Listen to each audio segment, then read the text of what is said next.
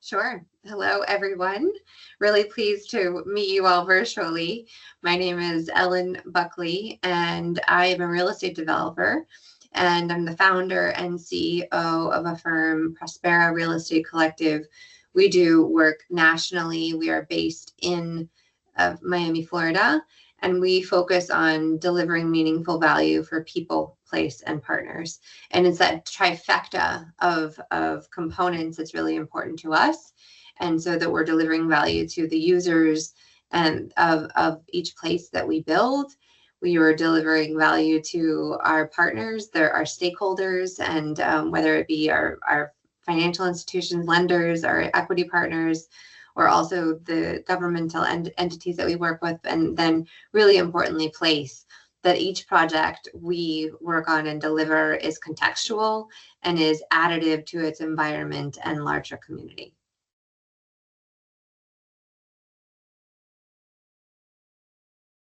I think my journey began when I was about 14 years old. My journey into real estate began when I was about 14 years old. I was transferring deeds at my grandfather's law firm in Ohio at the local courthouse. And so I was learning about real estate on paper.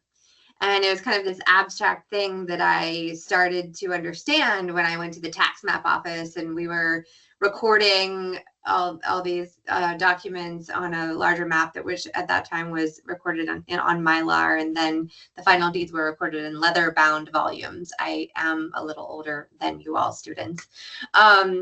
And I began to get curious. Okay, what is this thing called real estate? And then I dived into the field further. I worked construction when I was 17. I was the only woman in the company and in the field, and I actually did the labor. I put up drywall, house additions, floated concrete, and I did the back-breaking work, but I learned by doing. And I think putting myself in those adverse situations has been the blueprint of my career, sort of the journey of my career.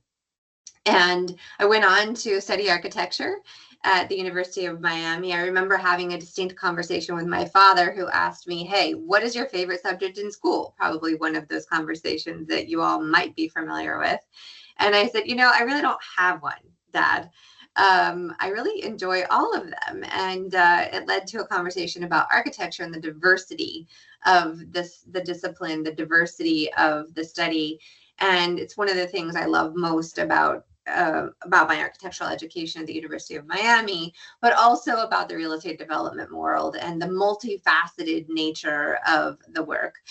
From and really incorporating the right side of our brains and the left side of our brains, the creative and the analytical, the artistic, the political, the psychological components, but also the heavy, analytics on the numbers and the engineering calculations and all the science and all these other things. And I just love how all those components become a potpourri, a really distinct DNA that gets formed for every single project we undertake. And it's one of the reasons I continue to love this business, because each project is a new puzzle. It's a new challenge, and I love challenges. Sure. So then after I went to the University of Miami, I went to the University of Pennsylvania, where I went to graduate school, and I attended the School of Design, and I also attended Wharton, which is where I dived into the real estate development component, specifically learning the finance and the structuring of development deals.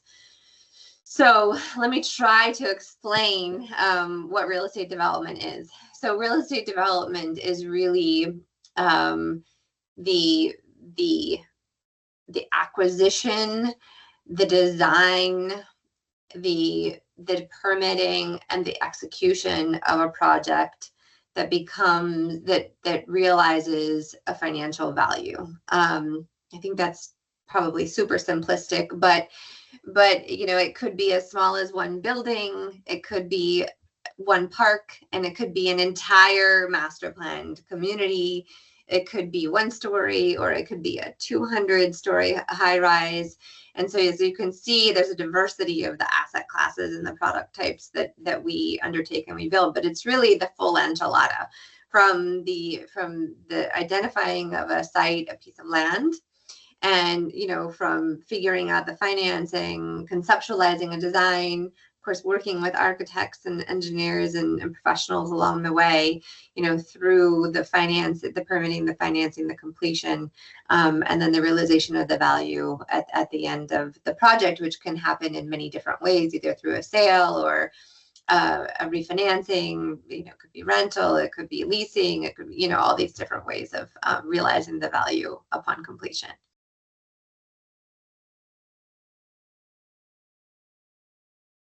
I think it's a great question, and I think I would go back to this notion of a puzzle, because real estate is cyclical.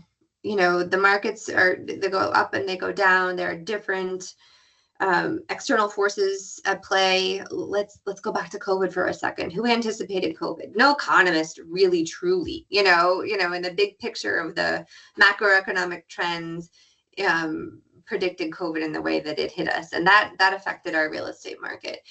But I think, what has been a constant thread of resilience in my work is I see value in every market. It's just understanding where, and looking for it, understanding the fundamentals of each cycle and where we can deliver that value, understanding what are the needs and what are the desires at that particular time, and what are the opportunities. And so I think, real estate development is a very fluid business. That's the other thing I'll say about it. If you can dance, if you are a very rigid, person and thinker, it's not the business for you, because it is very fluid.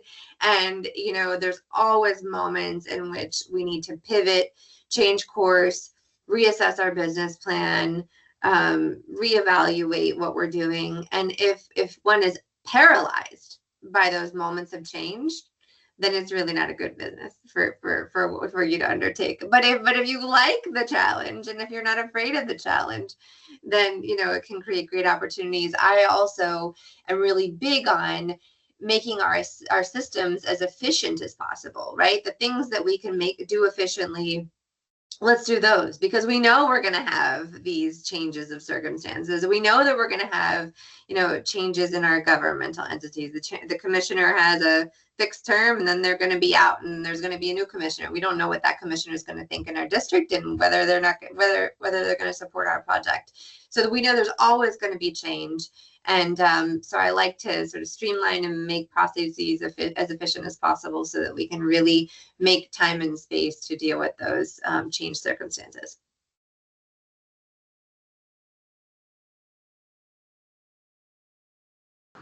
I think it's a daunting time, because you're probably putting a lot of pressure on yourself to make the right decision, or be placed with the right firm or company or right role.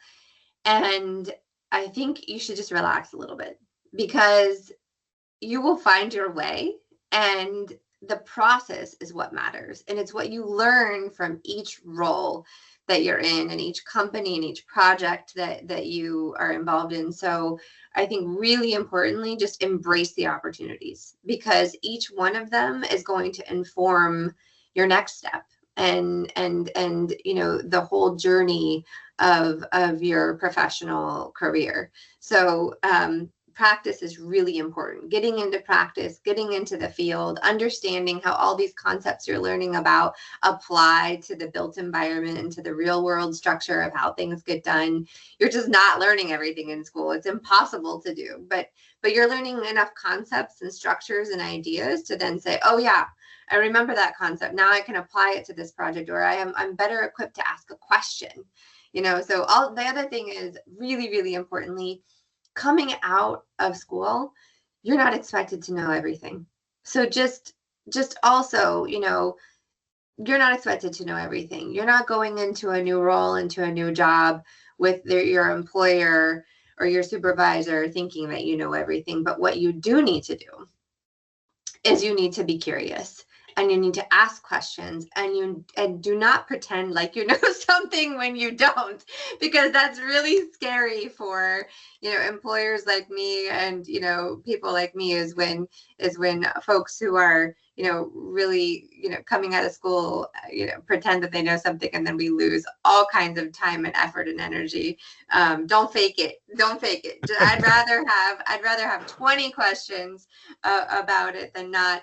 But being curious, being eager, being a self-starter, really following up on things is really important as you go into your career. But just be open. Just soak it up. Just soak it up.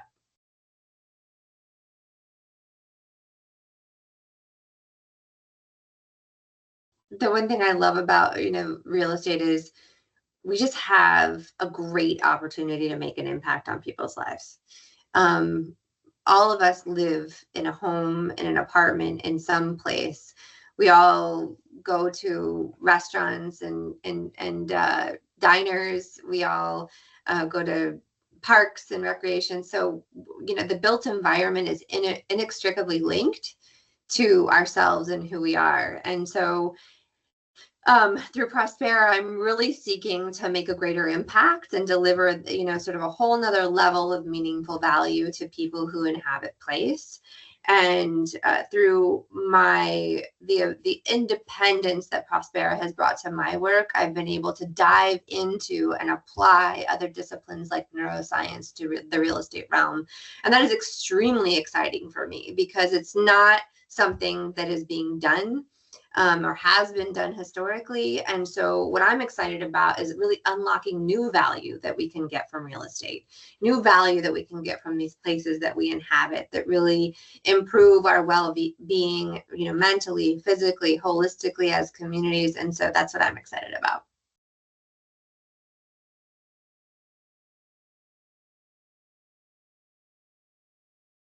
I mean, there is one project, the Well Bay Harbor Islands, that does incorporate the well, which is based in New York City, and that component, I think that one began to incorporate some of these notions of importance of well-being, but it's through a private membership club as well, and some other things. But transit-oriented development projects are also important to me because of the mix of uses and the connectedness to the city and transit. I really believe in developing density along transit corridors and trying to reduce the reliance upon on the car and make a vibrant city. So projects like the Grove Central TOD in Miami, and a couple of projects that I did in Asia and Southeast Asia while I was there. And so just a myriad of projects. The thing that I love about the opportunities I've had over the trajectory of my career to date is I've really worked on, large scale master plan developments, new construction high rises and buildings from the late 1600s, early 1700s in historical cities, like Philadelphia and Boston and New York. So, it's about the quality of the project and the design and its effectiveness within its context and the people that it serves. I'm gonna get personal with you all. I'm divorced. So I would say that was hard for me to get to or admit to myself that I had that divorce was the way to go, and it felt like a failure, right? So, and I didn't like it because I am definitely a type A personality. I'm definitely like, let's go back to that puzzle reference. I'm a problem solver. I'm a puzzle, solver. I like to solve things, and I generally believe that if we put enough effort and energy into things, then like we can bring solutions. But there are some times in life, where it's not that easy. And I think it's really important that we take those moments to understand the circumstances of that, right? And from each circumstance, we learn. And so there's a great quote by Thomas Edison about I never failed. I just tried 10,000 times. So I mean, Thomas Edison is this great inventor and has thousands of patents to his name. And his point was, I just keep doing it. I just keep hacking at it. And every single time I try, then I improve.